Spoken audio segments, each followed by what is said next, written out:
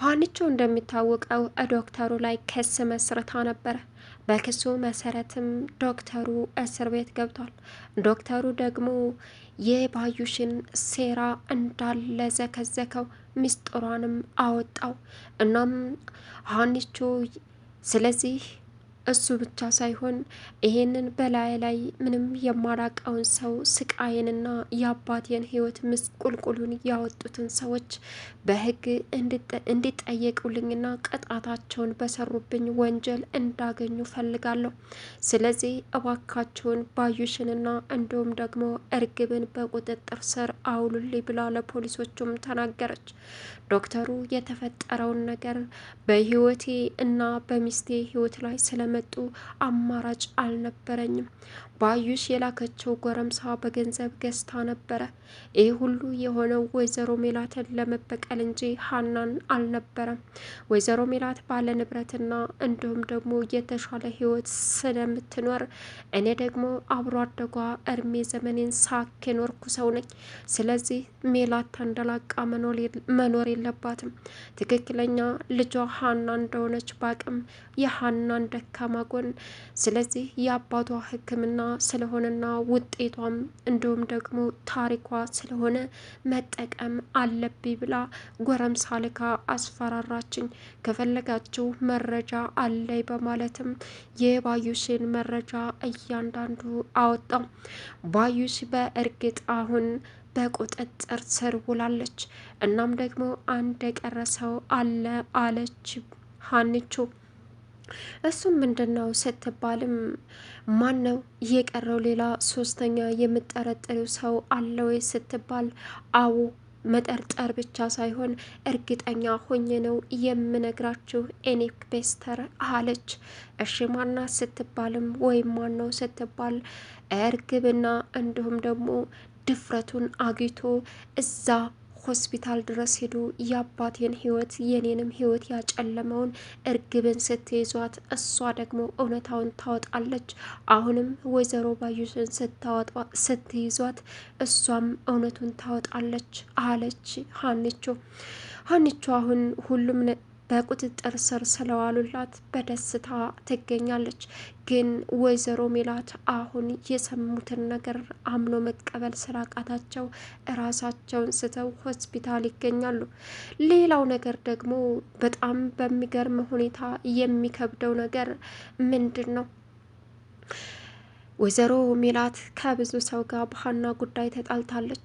ሀና አስመሳይ ውሸታም ናት እያለችም ከእናቷ ጋር ከልጆቿ ጋር ከብዙ ሰዎች ጋር ተጣልታለች። ግን ደግሞ እውነታው ሀና እውነትን ይዛ የምትራመድና ጀግና ሴት ለምንም የማትፈራ መሆኗን አሁን ተረድታለች። ሰላም ውድና የተከበራችሁ የቻናል ቤተሰቦች እንዴት ናችሁ? ላይ ሰላማችሁ ይብዛልኝ። ለዚህ ቻናል አዲስ የሆናችሁ ሰብስክራይብ ያደረጋችሁ ቪዲዮውን እስከ መጨረሻው ተከታተሉ። ኖላዊ ቀጣይ ፓርት ይዘን መጥተናል። እንግዲህ ዛሬ ሀኒቾ በድል ተጠናቃለች ማለት ነው። ሀና ዶክተሩ ላይ ክስ መስርታ ነበረ። እንዲሁም ደግሞ ጆሮ ዶክተሩን ጠርጥሮት ነበር። ፋውል እየሰራ ያለው በሀና ላይ ሳይሆን በወይዘሮ ሜላት ላይ ነው በማለትም ለሰላም ተናግሮ ነበረ። ሰላምም ይህም በመጠራጠር ለእናቷ እርግጠኛ ሆና ነገረቻት። አሁን ሁሉም ነገር እጅ ተፍንጅ ተይዘዋል። ሌላው ነገር ደግሞ አሁን ወይዘሮ ሜላት ከቤተሰቦቻቸው ጋር ሲናከሱ የነበረው ውሸት መሆኑን ተረዳች። በጣም ያሳዝናል። እናም ወይዘሮ ባዩሽ በእርግጥ ከሀገር ልትወጣ የሰራችው ነገር ከባድ ስለሆነ ዶክተሩ ሲያዝ የኔም ወንጀል በቃ ሊመጣብኝ ነው፣ እኔም አይቀርልኝም ዶክተሩ ከተያዘ። ሜላት ደግሞ ተጠራጠረች ማለት እንግዲህ ከመሬት ዘንዶ ቆፍሮ ማውጣት የሚያክል ነገር ነው። ስለዚህ ሜላት አሁን ጀዝባይን ታጠፋዋለች በማለትም ግራ ስለገባት እርግብን ትታ ወደ ውጭ ለመብረር እየታገለች እያለች እጅ ተፍንጂ ከሪፖርት ተያዘች። እናም አሁን እርግብ ምን ነው እዚህ ስራ ባልገባሁ በቀረብኝ እያለች ትገኛለች። የወይዘሮ ሜላት እናት ይህንን እውነታ ማን ነገራቸው? እኔ ድሮውንም እኮ ልጄ የልጅ ልጄ ሀና እንደሆነች እንጂ እርግብ እንደሆነች ውስጥ ያልጠቆመኝም። ስለዚህ አሉ ምናሴ ደውሎ እማዬ አያቴ ያልጠበቅነው ነገር ደግሞ በድጋሚ ተፈጠረ አላቸው። እርሳቸውም ወይዘሮ አስቴር ምንድን ነው በማለትም ጠየቁት። አያቴ አንቺ ፈጥነሽ ሄርሽ እንጂ አሁንም ሌላ ጉብዳ ተፈጥሮልሻል አላት። ምን? የምን ጉብዳ? ሀንቾ ደህና አይደለችም? ሜላት ደህና አይደለችም? ሰላም ደህና አይደለችም አሉት። አያቴ እኛ ደህና ነን፣ እዩልሽ አያቴ እዩልሽ አላቸው። ምንድን ነው ልጄ ንገረኝ ሲሉትም እዩልሽ አያቴ የተፈጠረው ነገር ልንገርሽ፣ ባዩሽ ናት እርግብን እዚህ ቤት አምጥታ እናቴን እየተበቀለች የነበረው አለ። ምን አሉት? አዎ አያቴ እርግብን እዚህ ቤት ያመጣቻት ባዩሽ ናት።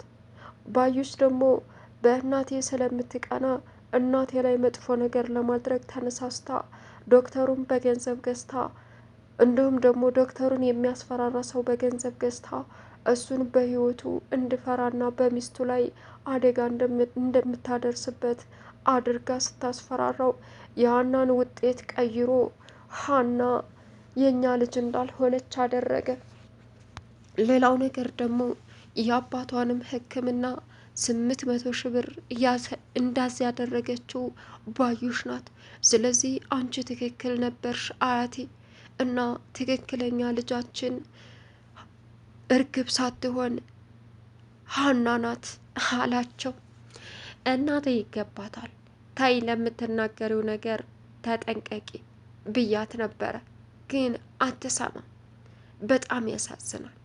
ይገባታል፣ እሷ መቼም ቢሆን አትሰማም አሉት። አያቴ እንደዛማ አትበይ አለ። ይገባታል አይደለም ሆስፒታል ሌላም ነገር ትሆን ታይ ብያት ነበረ። ያችኛዋ ልጅ አጭበርባሪና ምላሳም እንዲሁም ደግሞ ወደ ጩቤ አፈቅቤ እንደሆነች ተረድቻለሁ ከሁኔታዋ፣ ግን እናቴ ልሰማት አልቻለችም አለች። የሀንቾ አባት መስፍን ይህንን ሲሰማ እኔ እኮ ወደ ገጠር የሄድኩት ለምን መሰላችሁ? የሚፈጠረውን ነገር ዝም ብዬ ማየት ስለሌለብኝ ነው። እውነት መውጣቱ ስለማይቀር እዚህ ቢሆን በንደት የሆነ ነገር አባላሻለሁ ብዬ ነው እንጂ ልጄ መቼ ጠፍታኝ። ልጄ እኮ ሀንቾ ናት። በደንብ አቅ ነበር፣ ግን ደግሞ በፍጹም ይሄ ነገር ይፈጠራል ብዬ ከምትወዳት ከባዩሽ ይህን ታደርጋለች ብዬ አላሰብኩም ነበር። ሆስፒታል የሆነ የተሳሳተ ነገር እንዳለና የሆነ የተቀመረ ነገር እንዳለ ውስጤ እየጠየቀኝ ነበር አለ።